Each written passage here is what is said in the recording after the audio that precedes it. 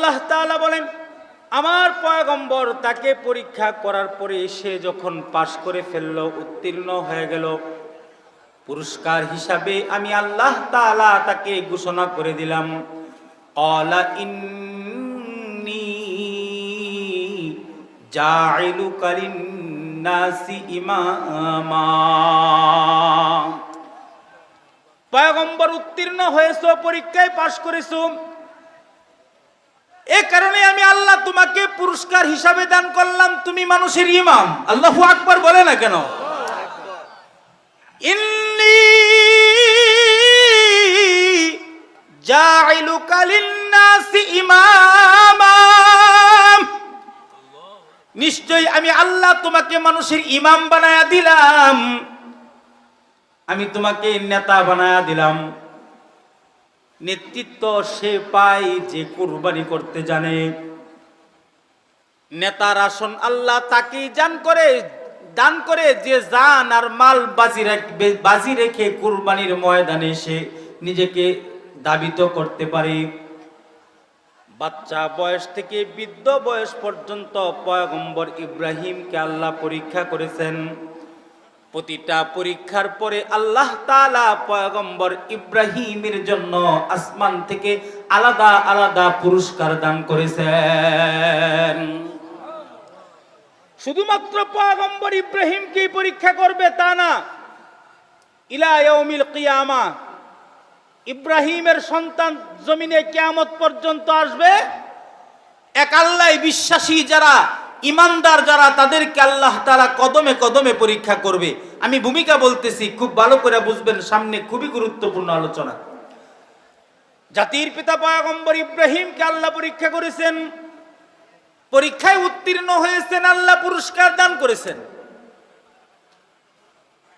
আব্বাজান আদম থেকে শুরু করে কিয়ামত পর্যন্ত যত মানুষ জমিনের ভিতরে আসবে, সবচাইতে দামি ব্যক্তিটা হলো আমার আপনার নবী। কথা কোন ঠিক কিনা? বানাইছেন সবার আগে, কিন্তু আল্লাহ পাঠাইছেন তারে সবার পরে। ইজ্জতের সর্বোচ্চ আসন আল্লাহ আমার আপনার নবীকে দান করেছেন। সম্মান আর মর্যাদার মালা আল্লাহ তাআলা আমার আপনার নবীকে পরাইছেন। আমার আপনার নবী যে বংশের ভিতরে আসবে, যে গোত্রের ভিতরে আসবে, যে গোষ্ঠীর ভিতরে আসবে, যে লোকগুলোর ওরসে আসবে, যাদের রক্তের ভিতরে আসবে, আল্লাহ তাআলা অবশ্যই তাদেরকে পরীক্ষা করে দেখবেন তারা আখিরি পয়গম্বর আল্লাহর দুস্তর ওজন লইতে পারে কিনা। আরে দুস্তরে পাঠানো, যার তার বংশে পাঠানো যাবে না, যে কোনো রক্তে পাঠানো যাবে না, যে কোনো পৃষ্ঠে পাঠানো যাবে না, যে কোনো ঔরসে পাঠানো যাবে না। তবে যাদের কাছে পাঠাবো তাদেরকে একটু জাকি দিয়া দেখি তারা এটার ওজন নিতে পারে কিনা। সিরাতের কিতাব লেখে, আমার পয়গম্বর যে বংশের ভিতরে আল্লাহ তাআলা পাঠাইছেন, যে রক্তে পাঠাইছেন, যে গোত্রের ভিতরে পাঠাইছেন, তাদের 3 পুরুষ পর্যন্ত আল্লাহ তাদেরকে পরীক্ষা করেছেন। কি পরিমাণে পরীক্ষা করেছেন! আমার আপনাকে যদি পরীক্ষা করা হয়, পরীক্ষা গ্রহণ করার মতো যোগ্যতা আমাদের নাই। আখিরি পয়গম্বরকে পাঠাবে এই কারণে তাদের 3 পুরুষ পর্যন্ত আল্লাহ তাআলা পরীক্ষা করেছেন।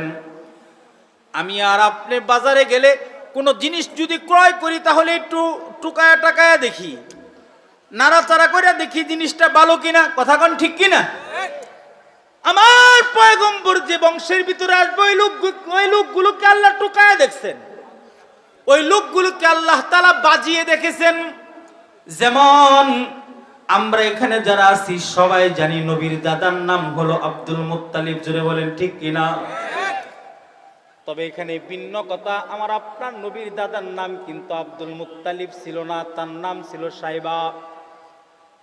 জন্মের সময় যখন পৃথিবীর জমিনে আগমন করেছে, তার কপাল ছিল শুভ্র, চেহারা ছিল অনেক সুন্দর, এ কারণে তার নাম রাখা হয়েছে সাইবা।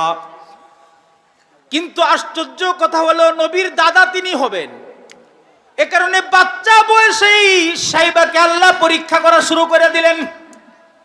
তার মানে নবীর দাদা সাইবা পৃথিবীর জমিনে আগমন করার সাথে সাথে আল্লাহ তাকে এতিম করলেন। বংশটা সবচাইতে দামি বংশ, পৃথিবীর ভিতরে যত বংশ আছে সবচাইতে উঁচু বংশের নাম হলো কুরাইশ বংশ। আওয়াজ করে বলেন ঠিক না বেঠিক? আমার কথা বুঝতেছেন আপনারা? একটা জবাব দিয়েন। জমিনের ভিতরে যত বংশ আছে সবচাইতে দামি বংশের নাম হলো কুরাইশ বংশ। কুরাইশ বংশের সন্তান সাইবা নবীর দাদা জমিনে আগমন করেছে, আর তার বাবা পৃথিবীর জমিন থেকে বিদায় নিয়েছে। তার মানে বাচ্চা বয়সে সে এতিম হয়ে গেছে। এতিম সন্তানকে নিয়ে সাইবার মা মক্কাতুল মুকাররমা ছেড়ে মদিনাতুল মুনাওয়ারায় চলে গেছে তার নানার বাড়িতে, অথবা সাইবার নানার বাড়িতে, অথবা সাইবার মার বাপের বাড়িতে। সময়কাল ওইখানে পার করতেছিলেন। তৎকালীন সময়ে ওই জামানায় কিছু নিয়ম রীতি ছিল। ঘোড়া দৌড় প্রতিযোগিতা ছিল, সাঁতার প্রতিযোগিতা ছিল, তীর প্রতিযোগিতা ছিল। কে কেমন তীর চালাইতে পারে, কে কেমন দৌড়াইতে পারে, এমন প্রতিযোগিতা ওই জামানায় চলতো।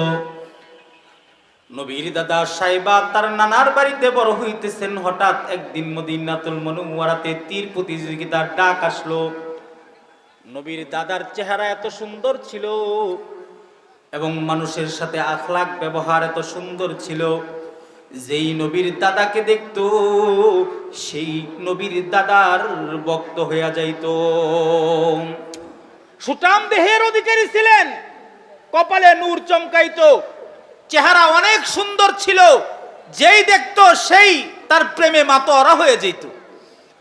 তীর প্রতিযোগিতা শুরু হয়েছে। নবীর দাদা সাইবা